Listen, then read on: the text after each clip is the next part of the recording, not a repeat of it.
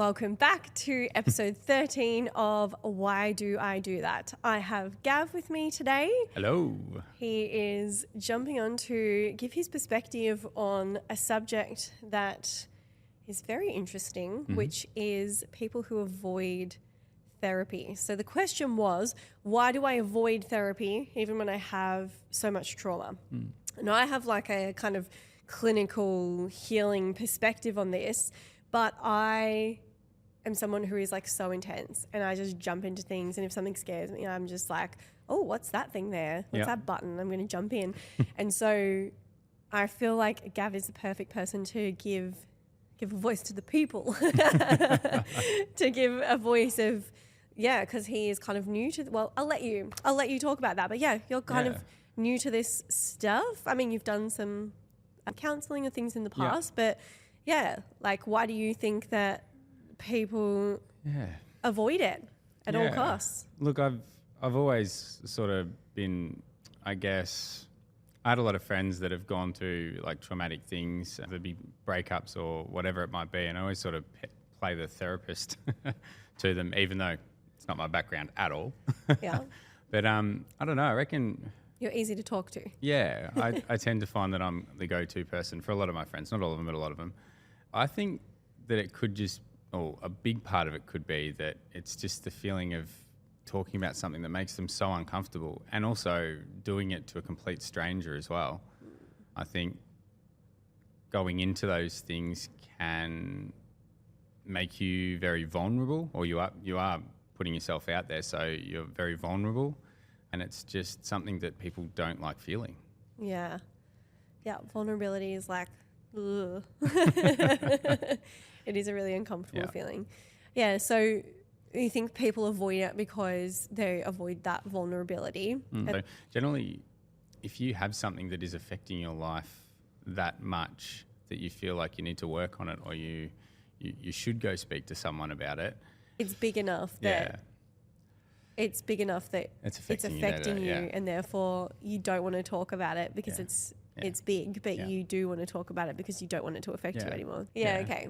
I feel like people avoid it, for the same reason. I think one big thing for me as well is that I think that there's like a part of people that they want to stay the same. Like, we want to feel better, especially when we're feeling, when our mental health is struggling. We want to be better, but at the same time, there is like a part of us that doesn't want change, because change is scary. 100%, yeah.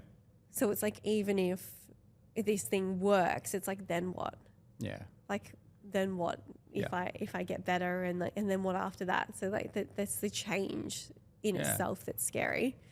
So also, like, I think some of it might also be like opening a can of worms. Like, you might think you know what a root cause of something that is actually causing you concern on day to day, but you go down, people are scared of going down that rabbit hole, or what happens if this happens, or what happens if it opens up this can of worms and just flips my life upside down, which isn't really the case. It's actually the opposite. Yeah. It's generally when you get to those awkward things that I think you probably have breakthroughs more than anything. You do, yeah.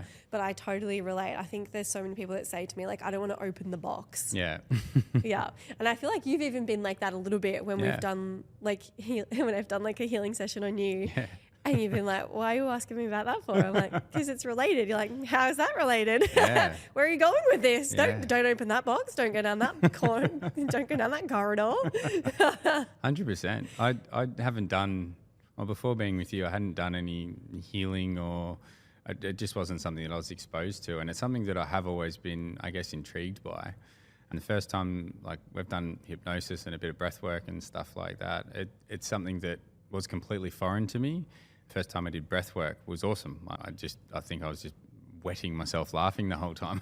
I think that was when I realised I love you. And then the second one we did was after I did a hypnosis thing, and like, even the hypnosis thing, you start talking about whatever the thing is that you're looking at fixing, and through a series of questions, you just end up somewhere that's just totally unrelated. Like, I had something that I wanted to fix, where I was taking a quarter of a sleeping tablet every night to get to sleep, because my brain just ticks over, and I just got in this bad habit of just taking it, and I knew it wasn't the tablet that was actually helping me sleep. It was the placebo as to why I was doing it. But when we went through that, we started off like talking about taking sleeping tablets, and then we ended up talking about something that happened when I was a child.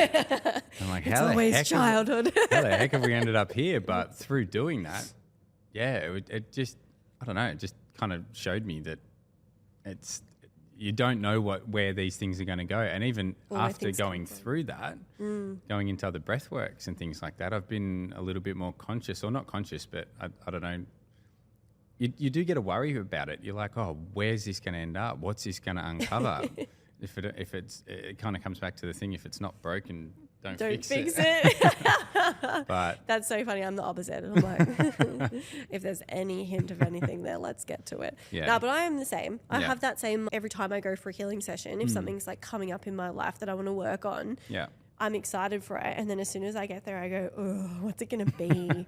Where's it going to go? Is there a door that I haven't opened yet? Or is there something that I'm going to see or remember or think about? And it's like, it's scary, but it's also, as you said, like, and being someone that's quite new to it, you end up better off than 100%. Worse. Like, it fixes everything, and that's what it's designed to do. And I get that people out there have probably had bad experiences, and like, not to diss talk therapy or anything, but like, talk therapy is like a way to like get things off your chest and to, I guess, like, if you don't have anyone to talk to about your problems, it can just feel really good to just speak and have someone listen compassionately.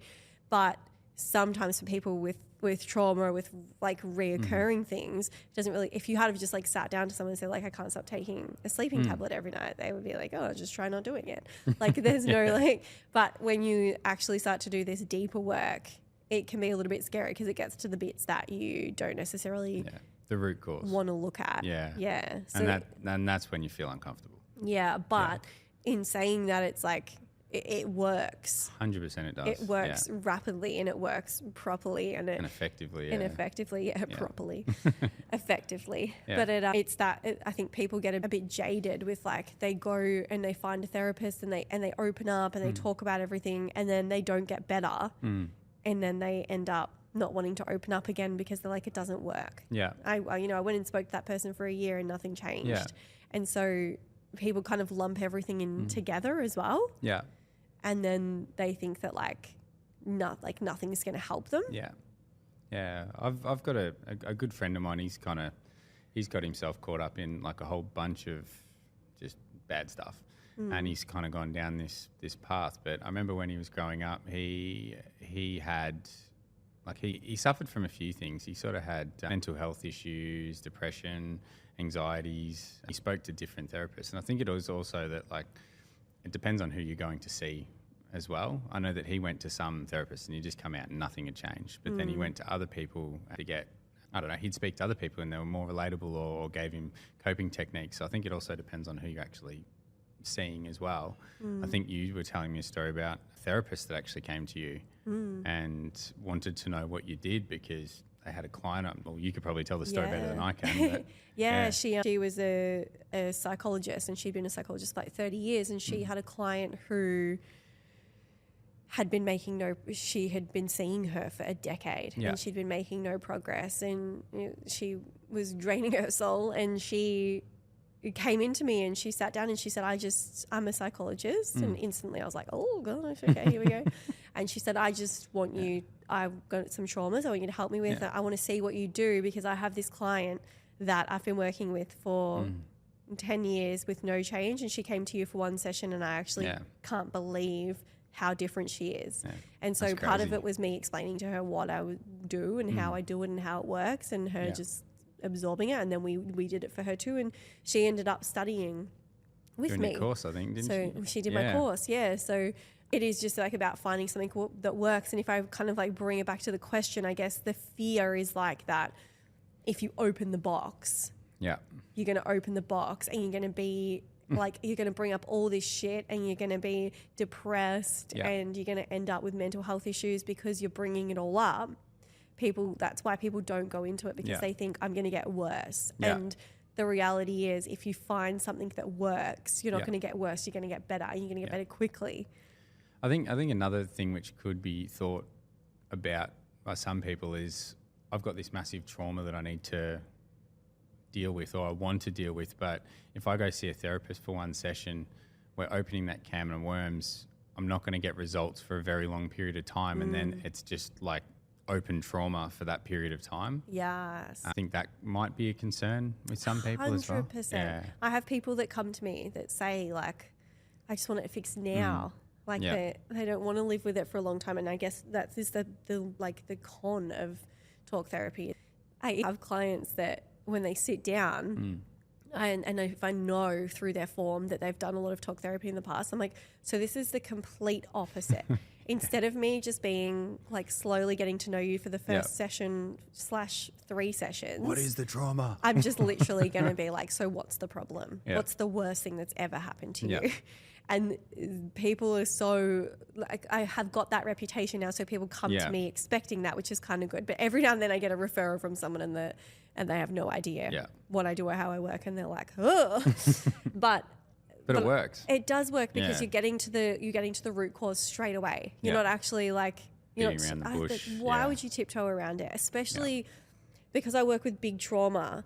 It's like, why would I want you to struggle for one more day? Like, and I often say to people, and you've probably seen this on my social media, but like, you know, if someone's having flashbacks and they're struggling with their mental health every day, which is generally why they're coming to you, as a therapist or as a healer, why would you tiptoe around it when that's their daily experience? Yeah.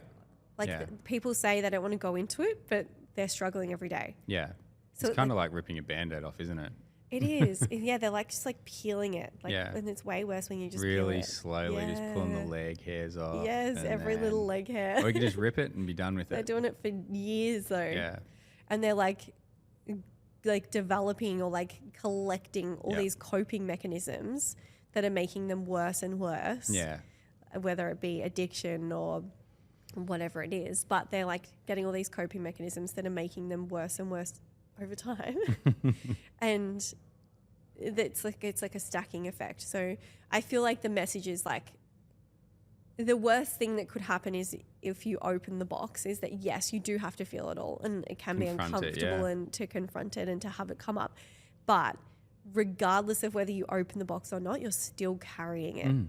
Why wouldn't you lean into that and do it sooner rather than later? Yeah. I mean, you can keep putting it off, but if it's affecting your day to day, I would have thought it would have been the sooner you get into it, the sooner you're going to get out the other side of it as well. So, and I guess it has to get to that tipping point, because you've probably experienced that too, where you were like, I don't need therapy or whatever, and like bad things like keep happening and they stack up or whatever, and then you get to that point where you're like, I can't handle this anymore. Yeah, and you get to the point where you're like, the suffering, you know, outweighs, and you just can't carry it anymore. You don't want to carry it anymore. Yeah, I think I have told you, like, right before we sort of met, I was sort of going through some mental health things myself, and I just got to a breaking point. I'd gone through a breakup. I'd lost a few friends of mine, close friends, and just mentally I was like on the verge of a breakdown. I could feel it. Like I'd be sitting at work and I'd just feel like just this emotion was just backed up behind me, just ready to sort of push me over. And I just reached the point where I'm like, I need to speak to someone. I could speak to friends. I'm fairly open with all my friends about things that are going on. I could speak to them, but I just felt like I wasn't getting what I needed to get through it.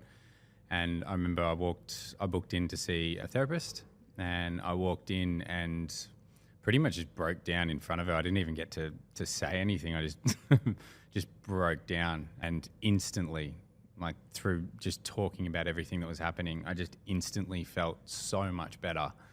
I felt like everything that was sort of just banked up in me that was it just needed to be let out. And that's what that's great for. I actually found it really good going to someone. I know somebody might feel like it's a bit weird talking to someone that they haven't met before, but I actually felt that was easier. I find that so much easier.